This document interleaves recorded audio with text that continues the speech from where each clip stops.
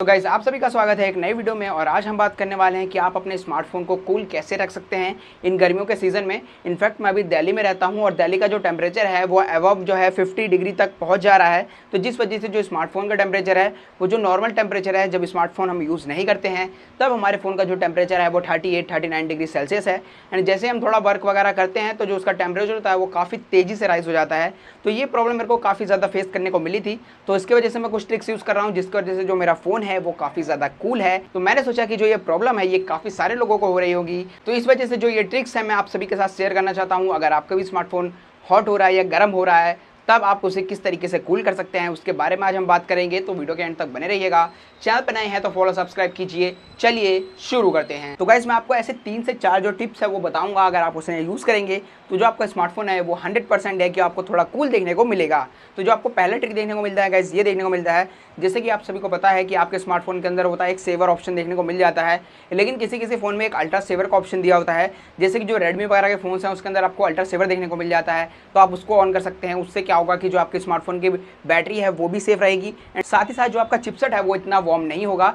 क्योंकि आप सभी को भी पता है जब हम अपने स्मार्टफोन को अल्ट्रा सेवर में डालते हैं तो वहाँ पर हम कुछ ही ऐप्स यूज़ कर सकते हैं एंड वहाँ पर आपको अराउंड 6 ऐप्स का जो सपोर्ट है वो आपको दिया जाता है जो आप अपनी मर्जी से रख सकते हैं। तो उसमें आप जिस ऐप में भी काम करना चाहते हैं तो उस ऐप को आप उसके अंदर रख सकते हैं एंड 6 ऐप्स आप रख सकते हैं मैक्सिमम, तो आप उसको यूज़ कर सकते हैं। उससे जो आपके स्मार्टफोन का टेम्परेचर है वो काफ़ी ज़्यादा नॉर्मल रहेगा। तो पहली ट्रिक तो आपको ये देखने को मिल जाती है। एंड जो आपको सेकंड चीज़ करनी है गाइस, आपको ये करना है कि जैसे कि अगर आप अपने स्मार्टफोन को चार्ज में लगाते हैं तो आप ध्यान रखें कि आप एक नॉर्मल चार्जर से ही यूज़ करें, क्योंकि अभी इस टाइम अगर आप फास्ट चार्जिंग कर रहे हैं तो आप अपनी जो बैटरी है उसको डिग्रेड कर रहे हैं एंड हो सकता है कभी आपकी जो बैटरी है वो ब्लास्ट भी हो सकती है। क्योंकि अभी आप सभी को पता है जो दिल्ली का जो टेम्परेचर है वो काफ़ी ज़्यादा है, इस वजह से जो स्मार्टफोन का जो नॉर्मल टेम्परेचर रहता है वही 40 डिग्री है एंड अगर आप उसे चार्जिंग में लगाएंगे तो कम से कम वो 10% तो इंक्रीज़ होगा एंड अराउंड जो उसका टेम्परेचर है वो 50 डिग्री प्लस हो जाएगा, जिस वजह से जो आपका स्मार्टफोन की बैटरी है वो ब्लास्ट भी हो सकती है या जो आपकी बैटरी होती है वो फूल भी जाती है। एंड मैं अभी काफ़ी दिनों से जो सोशल मीडिया पे देख रहा हूँ वहाँ पर जो काफ़ी सारी जो प्रॉब्लम्स है लोगों को देखने को मिल रही है वो उनकी बैटरी को लेकर है कि जो उनकी बैटरी है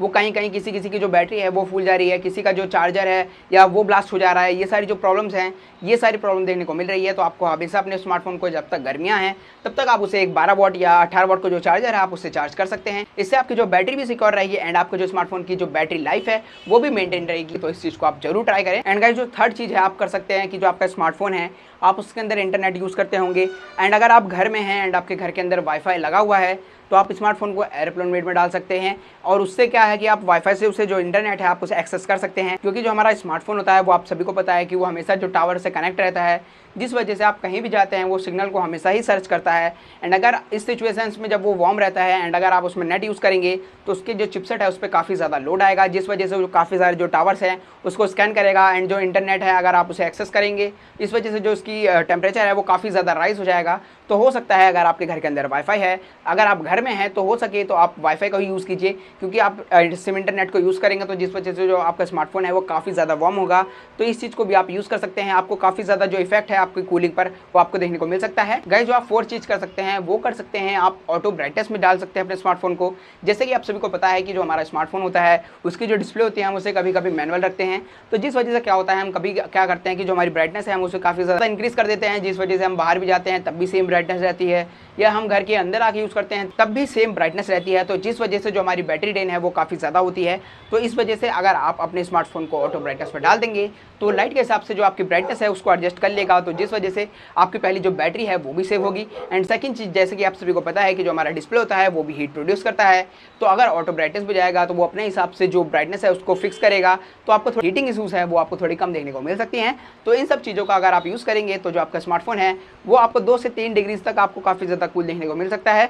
बाकी इस वीडियो में इतना ही, आपको समझ में आ गया होगा कि किस तरीके से जो अपना स्मार्टफोन है आप उसको थोड़ा कूल रख सकते हैं। बाकी इस वीडियो में इतना ही, मिलेंगे किसी नए वीडियो में नए टॉपिक के साथ, तब तक के लिए टाटा बाय बाय, जय हिंद।